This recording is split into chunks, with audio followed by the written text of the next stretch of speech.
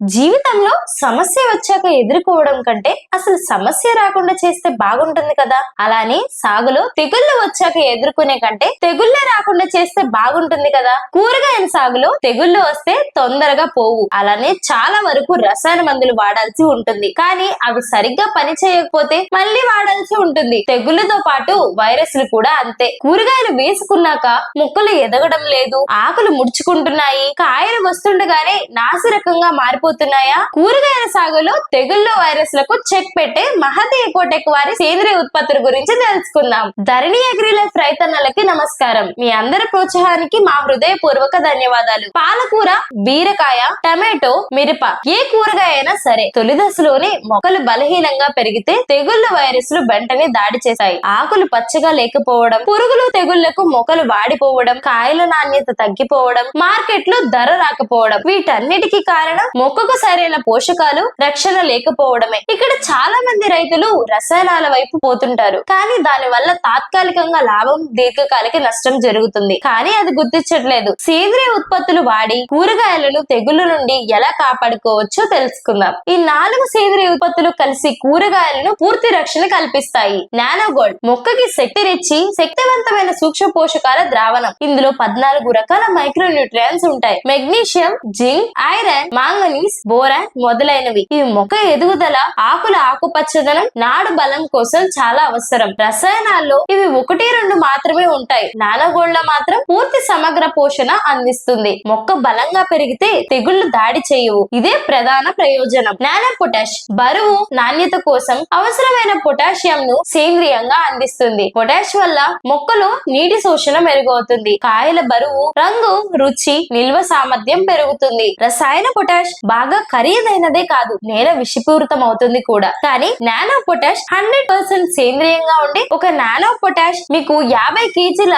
Potash బస్తాతో సమానం. Nano care పురుగుల ప్రమాద దాడికి ముందే రక్షించే సేంద్రియ ఉత్పత్తి. ఇది కీటకాలు దాడి చేయకుండా పనిచేస్తుంది. ప్రధానంగా అఫిడెస్, తెల్లదోమలు, గొంగళి పురుగులు, ట్రిప్స్ వంటి పురుగులు తెగుళ్లు రాకుండా చేస్తుంది. రసాయనాల వలె తక్షణంగా చంపదు, కానీ అసలు పురుగులు రాకుండా శాశ్వత నివారణగా పనిచేస్తుంది. యాంటీవైరస్ వైరల్ ఇన్ఫెక్షన్లకు ముందస్తు రక్షణ. కూరగాయల్లో వైరల్ వ్యాధులు చాలా వేగంగా వ్యాపిస్తాయి.